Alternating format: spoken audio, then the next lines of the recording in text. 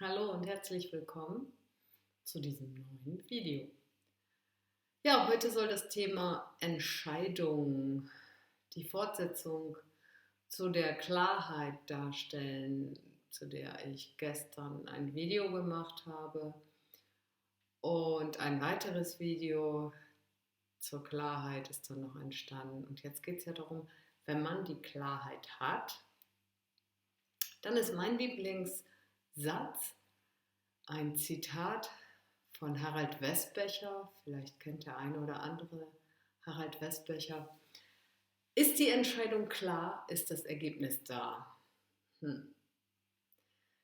Gute Devise, wenn man sich entscheidet, bestimmte Dinge nicht mehr zu tun, wenn man sein Leben auf andere Art und Weise leben möchte, dann ist es schön, wenn man eine richtig straighte, komplette Entscheidung trifft. Ich vergleiche das gerne immer mit dieser Situation, du bist mit dem Auto oder mit dem Fahrrad unterwegs und fährst an eine Kreuzung und da geht es geradeaus, rechts und links oder auch rückwärts und du bist unentschlossen. Was passiert? Ja, bist du mit dem Auto, werden hinter dir irgendwann Autos auftauchen, die anfangen zu hupen und du wirst gezwungen, von außen eine Entscheidung zu treffen. Das heißt, der Druck baut sich irgendwann so auf, dass du tatsächlich eine Entscheidung treffen musst. Hast du jedoch vorher schon die Entscheidung getroffen, dann wirst du an dieser Kreuzung zwar die Verkehrsregeln beachten, aber hinterher nicht überlegen, hätte ich jetzt nicht doch lieber rechts statt links fahren sollen oder hätte ich an der Kreuzung gar umdrehen sollen, weil ich nicht gewusst hätte, wo ich lang will. Also diese ganzen Hättes gibt es dann gar nicht. Und vermutlich weißt du nicht mal, dass du überhaupt diese Kreuzung passiert hast, weil es eben so eine Routine ist und du auf dem Weg über diese Kreuzung immer mit der gleichen Entscheidung fährst. Ja, und irgendwann kann es sein, dass wir an den Punkt kommen und eine neue Entscheidung treffen. Diese neue Entscheidung kann sich auf die Arbeit beziehen, die kann sich auf die Ernährung beziehen, auf den Sport, auf den gesamten Lebensausdruck. Ja, mit welchem Beispiel möchte ich das jetzt heute mal darstellen? Da ich es etwas anschaulicher gestalten möchte und mich im Thema Ernährung sehr heimisch fühle. Ich bin mit dem Thema Ernährung schon von Kindesbeinen an unterwegs und habe sehr, sehr viele Ausflüge gemacht in verschiedene Formen der Ernährung und stelle auch in diesem Bereich fest, dass wenn ich eine Entscheidung getroffen habe, diese Entscheidung, wenn sie klar war, für mich nicht mehr hinterfragt wird. Ich will das mal an einem Beispiel deutlich machen. Ich habe mich irgendwann entschieden, weil ich meine Gründe hatte, mich glutenfrei zu ernähren. Dann habe ich mich irgendwann entschieden, mich obendrauf, sozusagen als Upgrade, auch noch vegan zu ernähren. Ja, und wenn ich jetzt in dieses vegane Feld schaue, dann gäbe es natürlich die Möglichkeit, immer mal zu überlegen, will ich das eine oder andere mal wieder essen. Aber für mich ist da ausschlaggebend, weshalb ich mich entschieden habe. Also die Begründung für meine Entscheidung, die habe ich immer noch im Hinterkopf. Und dieses Weshalb hat sich nicht geändert. Da hat sich nichts dran geändert. Und deshalb rüttel ich auch nicht an dieser Entscheidung und versuche auch nicht irgendwie diese Entscheidung in nicht mehr vegan umzuswitchen, sondern ich bleibe dabei. Genauso habe ich mich irgendwann dagegen entschieden, weiter zu rauchen. Beziehungsweise ich könnte auch sagen, ich habe mich dafür entschieden, aufzuhören. Und ich stelle allerdings fest, dass diese Entscheidung, nicht mehr zu rauchen, erst im Laufe der letzten Jahre immer fundierter wurde. Ich gebe ja nun seit über 13 Jahren Nichtraucherseminare und durch diese Seminare, also durch die Tätigkeit dort als Dozentin, fällt es mir immer wieder auf, wie begnadet ich bin, weil ich diese Entscheidung getroffen habe. Und das ist auch wieder so ein bestärkendes Motivationsmoment. Ich will jetzt nicht sagen, dass ich irgendwie innerlich den Hang hätte, weiter rauchen zu wollen, aber ich weiß aus der Zeit, als ich noch geraucht habe, dass ich aufgehört habe und wieder angefangen bin und dass ich mal geraucht habe und mal wieder eine Zeit lang nicht. Und dass dieser Entschluss, jetzt nicht mehr zu rauchen, gerade in diesem Thema ganz viel damit zu tun hat, dass ich mich quasi immer wieder selbst gecoacht sehe und mich selbst coachen muss, dadurch, dass ich mit Teilnehmern konfrontiert bin, die es sich zum Teil sich selbst so schwer machen.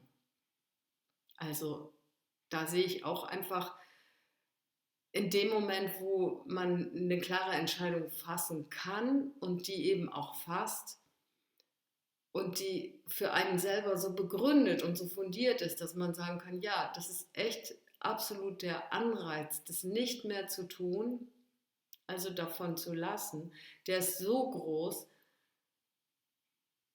den erfülle ich mir. Also ich höre tatsächlich auf und dann hinterfrage ich das auch nicht mehr, auf jeden Fall nicht mehr in die Richtung, könnte ich nicht doch mal zwischendurch eine rauchen oder könnte ich nicht doch auch vielleicht mal eine ganze Phase.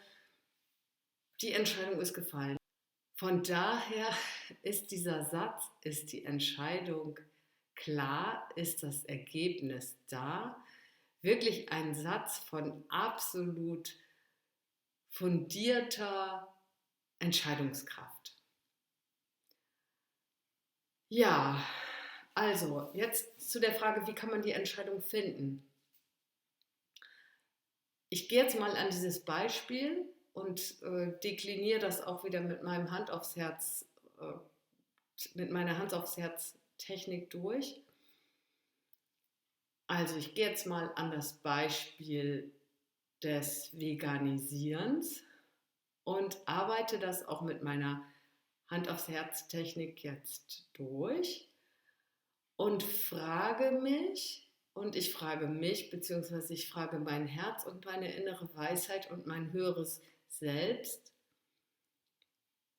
warum habe ich mich veganisiert?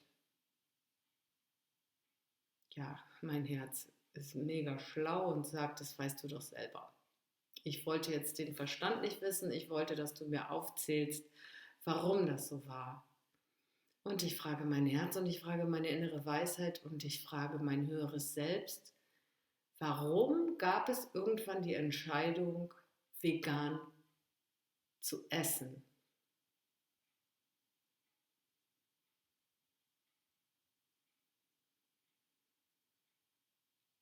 Und da kommt ganz klar, es war eine Entscheidung aus der damaligen Sicht für eine bessere, gesündere Ernährung. Ich weiß, ich habe in der Zeit, als ich mich entschlossen habe, vegan zu essen, also vegan leben, dafür habe ich mich noch nie entschlossen, also bislang nicht, aber vegan zu essen, zu konsumieren. Ich habe in der Zeit einen Film gesehen und der hat mich im Grunde genommen komplett abgeholt. Und zwar hieß der Film Gabel statt Skalpell. Und in diesem Film wurde dargestellt, welche Auswirkungen die tierische Nahrung auf das Blut und auf den Entzündungswert im Körper hat.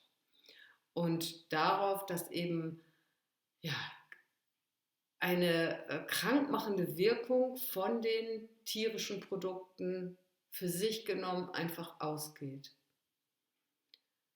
Und ich habe bis dahin komplett alles gegessen. Ich bin also quasi vom Allesesser, inklusive Fleisch, Fisch, alles was es gab, Gluten, alles, zum Veganen und dann zum glutenfreien Veganen gewechselt. Und es gab für beide Ernährungsformen absolut kräftige Gründe, absolut starke Gründe, die mich nie wieder davon abgebracht haben. Stimmt nicht. Ich bin sowohl bei dem Veganen als auch bei dem Glutenfreien irgendwann von meiner Entscheidung abgewichen. Das kam sogar zusammen, weil es natürlich einfach ist, was zu konsumieren, was dann gleichzeitig auch wieder Gluten enthält, wenn man schon irgendwie ja, sich allem Möglichen, was die Ernährung so hergibt, zuwendet, dann hat man meistens auch das beides im Boot, vegan und Gluten, also unvegan und dann auch inklusive Gluten. Und ich habe das, und das war ja im Grunde genommen genau das, was ich brauchte, wieder um meine Entscheidung neu zu treffen und dann auch fundiert zu treffen. Ich habe das tatsächlich damals mit meiner Gesundheit bezahlt. Das ging also so weit, dass ich eine Mandel verloren habe, also eine Mandel-OP hatte und eine meiner Mandeln wurde dann entfernt. Und das kam aus einer Phase heraus, in der ich mich ja eben nicht nach diesen Regeln ernährt habe. Und ich könnte jetzt mein Herz fragen, was da damals ausschlaggebend war. Ich denke, es interessiert euch nicht wirklich. Wichtig ist halt, eine Entscheidung zu treffen. So, jetzt gehe ich nochmal zurück zu diesem Thema vegan zu essen. Und ich frage mein Herz und ich frage meine innere Weisheit. Um was geht es mir eigentlich wirklich, wenn ich vegane Ernährung als das Ernährungsprinzip für mich als maßgeblich ansehe und auch lebe? Es geht um die Erfahrungen, die ich gemacht habe. Es geht ganz einfach darum, dass ich Erfahrungen gemacht habe, die mir gezeigt haben, dass unvegan, also sogar vegetarisch, zu essen mich krank macht. Und ich unternehme relativ viel, um meine Gesundheit ziemlich gut aufrechtzuerhalten. Jetzt frage ich mal mein Herz und meine innere Weisheit, was waren so Krankheiten, die ich tatsächlich mit unveganem Essen in Verbindung bringe? Und ich frage mein Herz und ich frage meine innere Weisheit. Nenn mir mal Beispiele.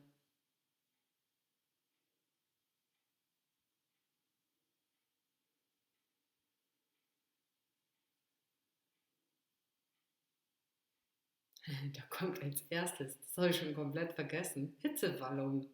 Ich habe nie Hitzewallungen gehabt. Also in dem Alter, in dem man als Frau normalerweise sich mit Hitzewallungen quält, bin ich schon in meiner Ernährung vegan gewesen und ich habe tatsächlich keine Hitzewallungen gehabt. Und ich frage mein Herz und meine innere Weisheit, gibt es noch Beispiele für das, was ich vermieden habe an gesundheitlichen Einbußen, dadurch, dass ich mich vegan und glutenfrei ernähre?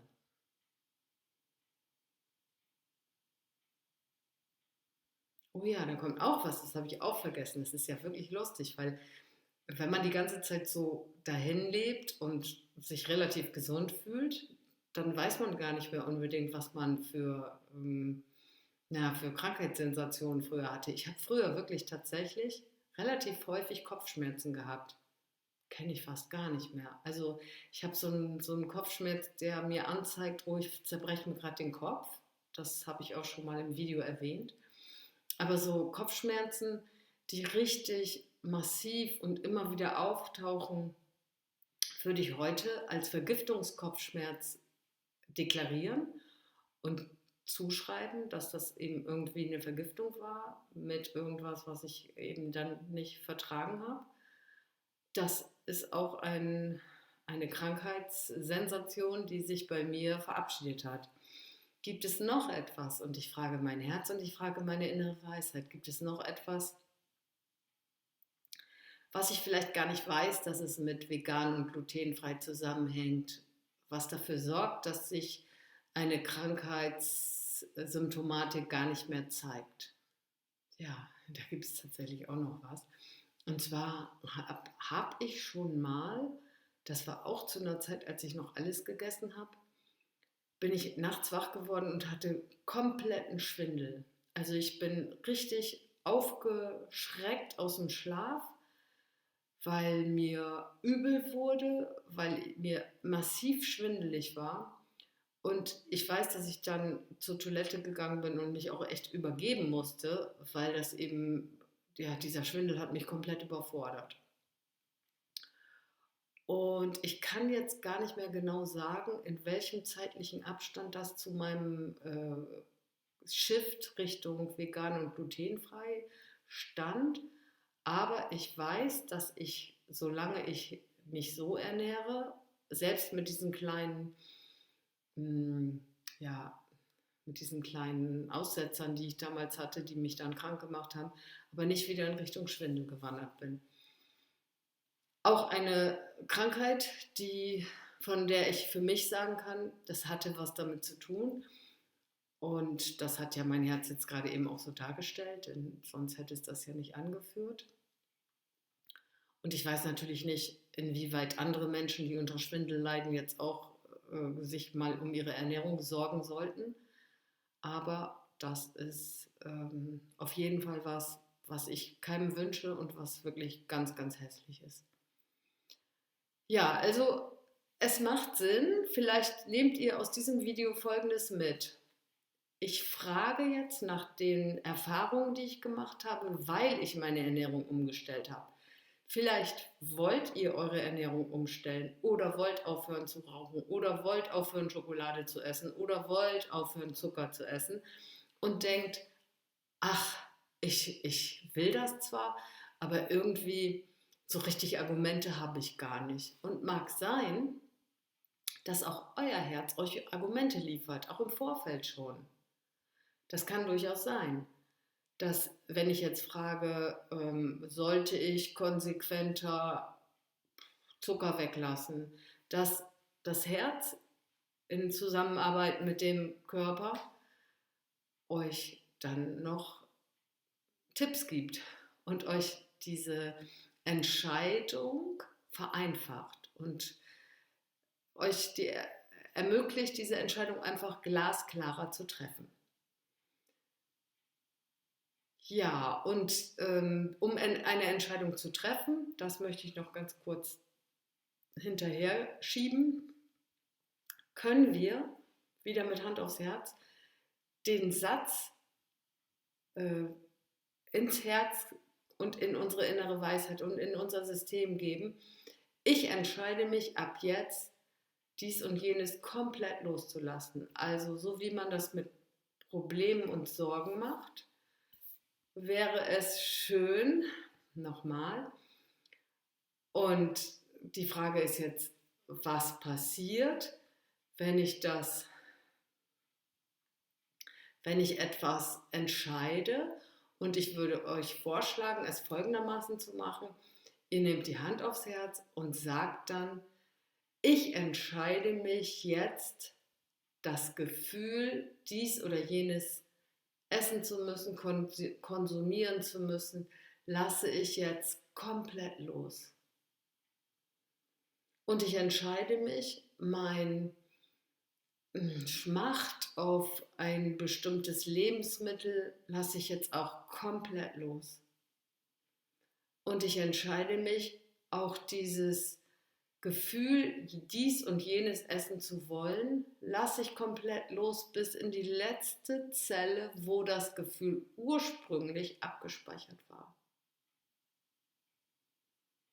Und bis in die letzte Speicherstelle, wo das ursprünglich abgespeichert war, lasse ich das Gefühl, dies oder jenes weiterhin essen zu müssen, essen zu wollen, jetzt komplett los. Und dann sollte sich auch wieder so ein Seufzen und darauf folgend eine Ruhe einstellen, aus der ihr ableiten könnt, dass ihr das Thema jetzt so überwunden habt.